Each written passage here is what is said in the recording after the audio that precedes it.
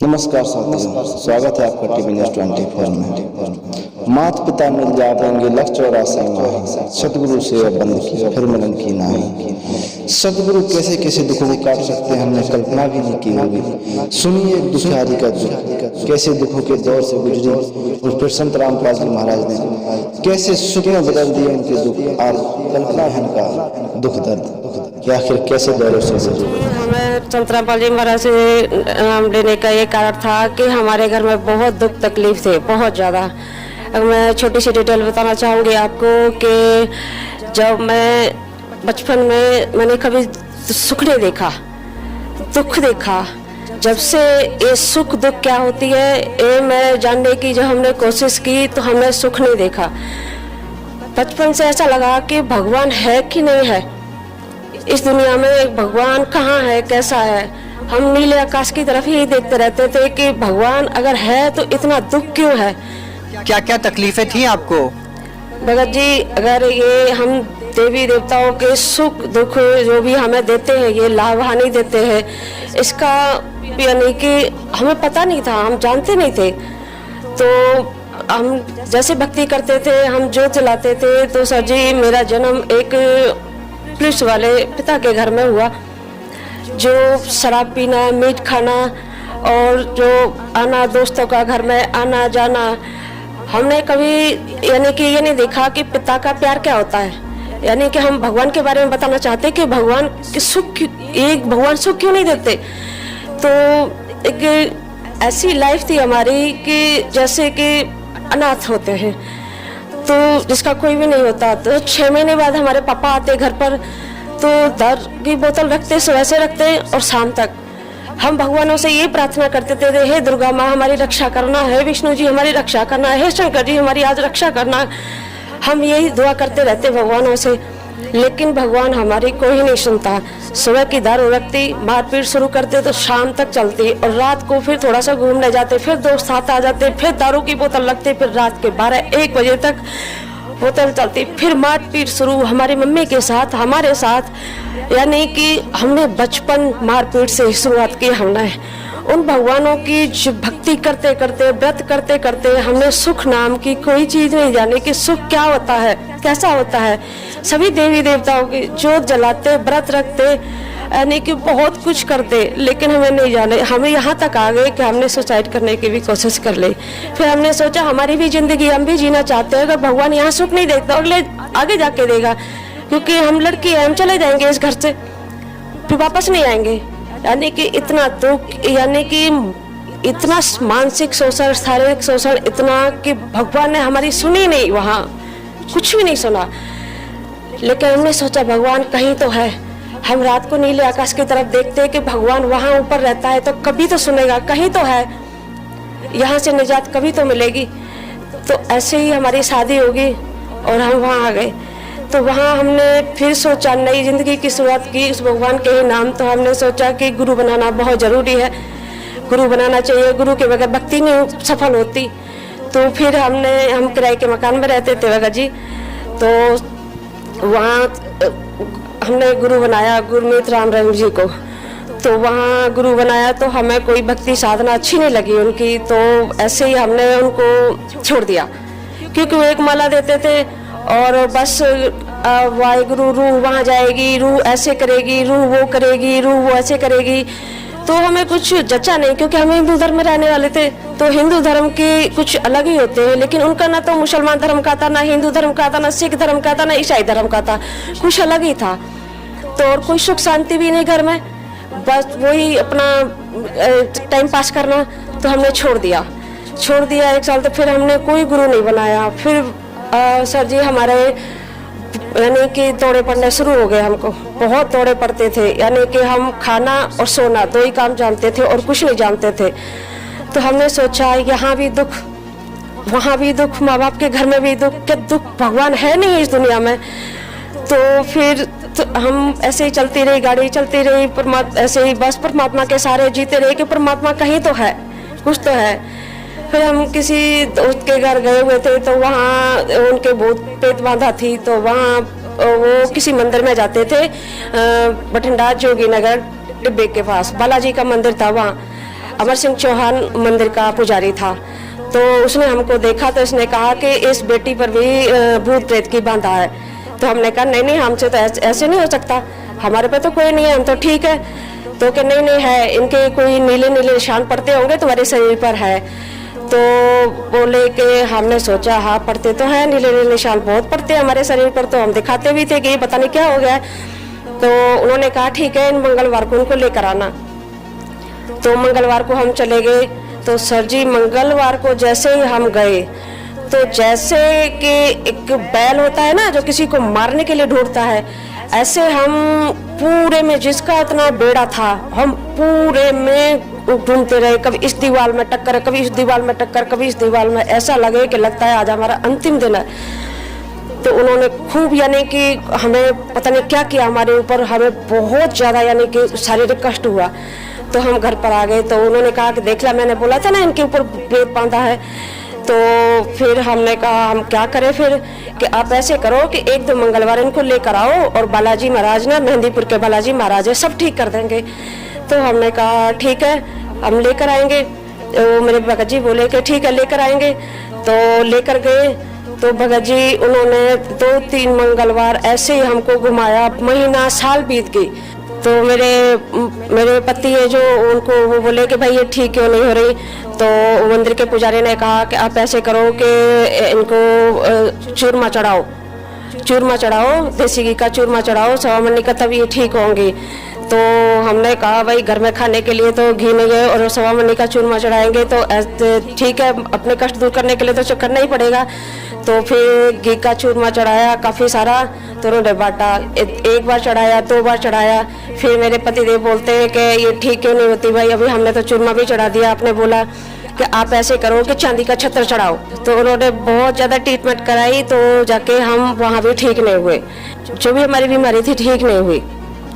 फिर हमने सोचा कि आशाराम के किसी को गुरु बना ले दोबारा से तो हम ठीक हो जाएंगे। तो हमने संत आशाराम जी को गुरु बनाया। तो गुरु बनाया, गुरु बनाने के बाद हमने भी वहाँ भी जो भी उन्होंने क्रियाक्रम हमें बताए, हमने बहुत भक्ति की, बहुत भक्ति साधना की, जो भी है। यहाँ तक कि हमारे अखंड ज्योत भी जलती थी और तुलसी में अलग ज्योत जलाते थे, यानी कि सारा हम करते थे जो भी वो बताते थे। एकादशी का व्रत, रविवार का व्रत, इतवार का व्रत, अक्षय तृतीया का व्रत, यानी कि सब कुछ करते थे जो भी वो बताते थे। तो उसके बाद भी ठीक नहीं हुई। फिर वो उत्तरायण पर बुलाते थे हमको कि उत्तरायण पर ऐसा करो, अब कभी भी ना सत्संग में आ सको तो ऐसे करो, साल में एक बार आ जाओ उत्तरायण पर, तो उस सारी आपकी यानी कि जितनी भक्ति बैटरी है वो चार्ज हो जाती है उत्तरायण पर पर्व पर। तो वहाँ लाखों की संख्या में यानी कि जो भी जितने भगत उनके अनुयायी वहाँ आया करते थे। तो हम भी वहाँ जाते अहमदाबाद। तो फिर घर आके फिर हम वही बीमार रहने लगे। तो हमने कहा कि इतनी भक्ति करने के बावजूद भी हमारी बीमारी नहीं जाती तो हम क्या करें। फिर धीरे धीरे हमारा मन इन भक्ति से हटने लगा। जो हम 2 घंटे लगाते थे भक्ति में, वहाँ हमारा 1 मिनट भी दिल नहीं लगता। ऐसे लगता कि इस दुनिया में भगवान है ही नहीं, बिल्कुल भी नहीं है भगवान। तो फिर आपको संत रामपाल जी महाराज जी के बारे में कैसे पता चला? मेरा और मेरे हस्बैंड का सर जी झगड़ा चल रहा था। तो इसी टाइम कोई किसी ने बैल बजाई और वहाँ पर जब जाकर देखा तो कोई ज्ञान गंगा पुस्तक लेकर खड़ा था। तो मेरे पतिदेव ने वो किताब ली, तो लेकर के अंदर बेड पर रखी। हमने भी देखा कि कोई किताब है तो अंदर रखी। हमने जल्दी से काम किया और उस किताब को पढ़ा। तो पढ़ के हमें ऐसा लगा कि हम तो इन्होंने जो नियम लिखे हैं वो नियम हमें कुछ जचे नहीं। तो मेरे पतिदेव है वो तो गाड़ी पर चले गए, गाड़ी चलाते रहे, ट्रक चलाते हैं मेरे पतिदेव, तो वो तो गाड़ी पर चले गए। लेकिन जो हमने पीछे से किताब पढ़ी उसमें जो नियम लिखे होते हैं, जो भी होता है वो हमें कुछ जचे नहीं। क्योंकि हम तो जब बीमार होते हैं 1 हफ्ते के लिए तो हम रसोई में खाना बनाने भी नहीं जाते। और ये संत रामपाल जी महाराज जी बोलते हैं कि ऐसे भक्ति करो, यानी कि जो भी हो, जो भी हालात हो उसमें सब हालातों में भक्ति करो। तो हमने वो किताब रख दी, पढ़ी थोड़ी सी, जो नियम पढ़े वो हमने रख दी।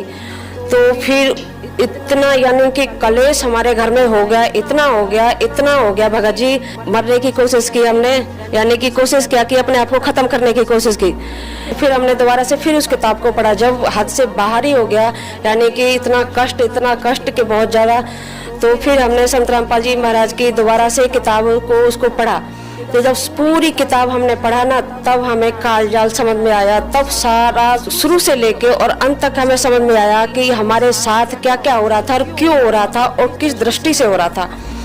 तो फिर हम संत रामपाल जी महाराज की शरण में गए। वहाँ हमने 10 अगस्त 2014 को नाम लिया। बहन जी, संत रामपाल जी महाराज जी से जुड़ने से पहले आपको बहुत सारी समस्याएं थी। क्या संत रामपाल जी महाराज जी से नाम दीक्षा लेने के बाद उन समस्याओं का समाधान हुआ? हाँ सर जी, निवारण हुआ कि पहले तो हमारी भूत प्रेत की जो बाधा थी वो बिल्कुल खत्म हो गई, बिल्कुल भी खत्म हो गई। और फिर मुझे क्या ना, जो दौड़े पड़ते थे वो भी खत्म हो गए, बिल्कुल, यानी कि एकदम नॉर्मल हो गए सारा कुछ। फिर एक दिन हम ऐसे ही जा रहे थे, नामदान पर जा रहे थे, तो वहाँ से आ रहे थे तो किसी का फोन आ गया। फोन आ गया तो हमारे ऐसे फोन लगा था कान पर। बात में इतने यानी कि हम वो हो गए कि हमें पता ही नहीं लगा कि आगे लाइन भी क्रॉस करनी है हमको। हाँ, प्लेटफार्म पर यानी कि क्रॉसिंग करते हैं तो ऊंचा प्लेटफार्म होता है, तो नीचे से कूद करके हमें पल्ले प्लेटफार्म पर जाना था।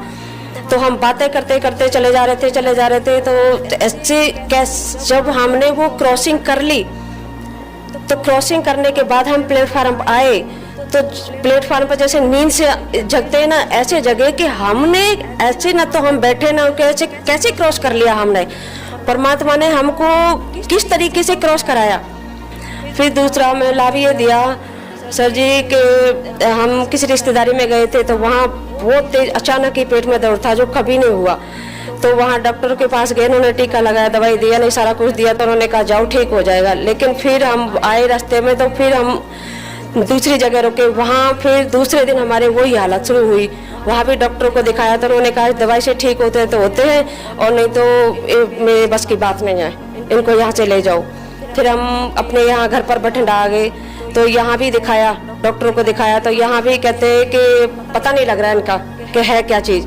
तो सारी दवाइयाँ हमने उनको दिखाई कि दवाई तो सारी ठीक है पर पता नहीं लग रहा है इनका। तो एक आरती हो रही थी, तो आरती होती होती फिर अचानक दर्द उठाया। तो मेरे बच्चों ने मुझे परमात्मा का शरणामत दिया। संत रामपाल जी महाराज के उस शरणामत को पीकर और उस प्रसाद को खाकर, संत रामपाल जी महाराज के प्रसाद को खाकर हमें आज तक वो दर्द नहीं हुआ। ना ही कोई हमने चेकअप कराया, ना ही कोई यानी कि इन्फेक्शन हुआ, कुछ भी नहीं। परमात्मा के संत रामपाल जी महाराज की कृपा से हम आज तक ठीक है।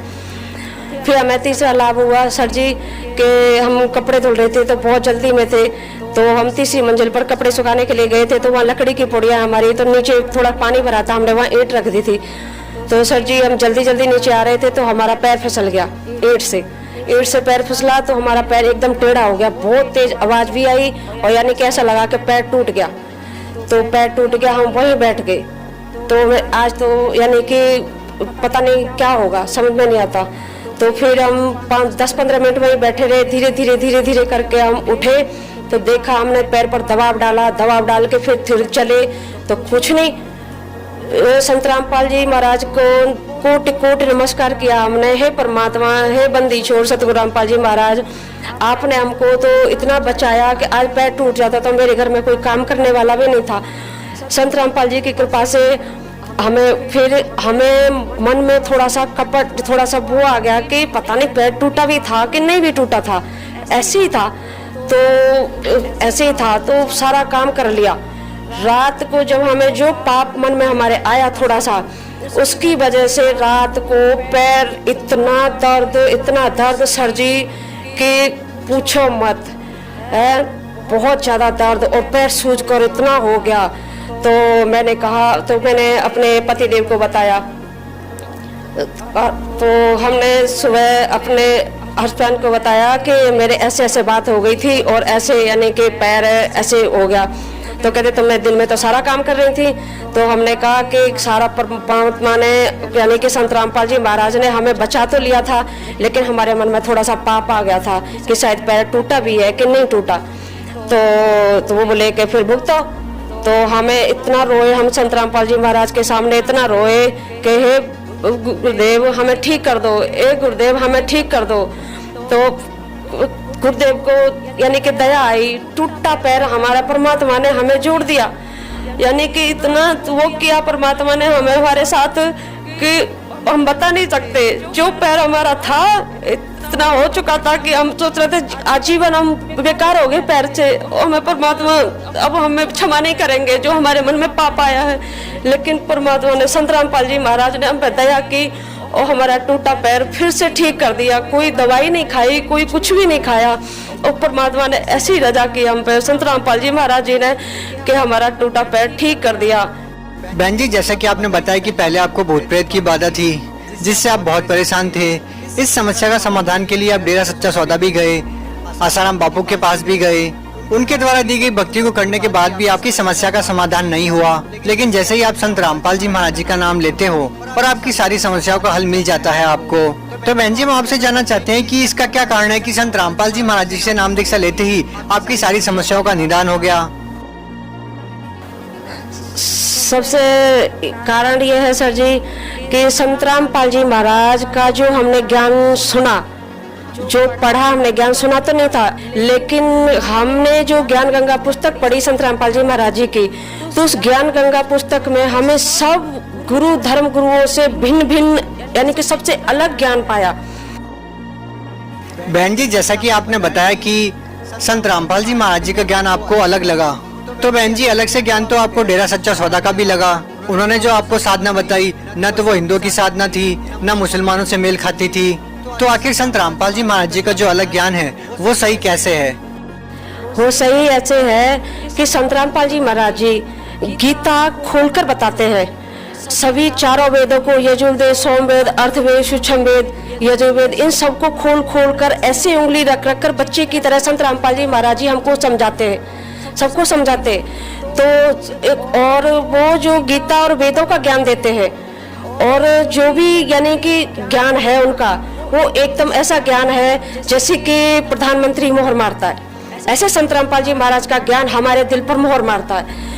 तो और जो और धर्मगुरु है वो सिर्फ ढोलक मजीरे बजा बजा कर और सिर्फ भागवत में से जो लोक वेद की कहानियां उनको सुना सुना कर रिझा देते हैं, बस हो गया सत्संग। तो हमें सबसे बढ़िया सर जी ये बात लगी कि परमात्मा संत रामपाल जी महाराज जी के पास ज्ञान भी है और हर दुख मुसीबत यानी कि समाधान भी है, वो हर कष्ट को काटने में सूक्ष्म है। बहन जी, आप भगत समाज को क्या संदेश देना चाहते हैं? सर जी, भगत समाज को संदेश तो नहीं, मैं तो जी प्रार्थना कर सकती हूँ कि जो भी यहाँ काल जाल में सभी आत्माएं भटकी हुई है परमात्मा प्राप्ति के लिए, तो इस पृथ्वी पर परमात्मा स्वयं आए हुए हैं। तो यानी कि संत रामपाल जी महाराज इस पृथ्वी पर आए हुए हैं और संत रामपाल जी महाराज के सत्संग भी चले हुए हैं, जगह जगह ज्ञान गंगा के प्रचार भी हो रहे हैं। तो आप यानी कि परमात्मा से नामदान लो और संत रामपाल जी महाराज जी से नामदान लो और अपना कल्याण कराओ। जी बहुत बहुत धन्यवाद।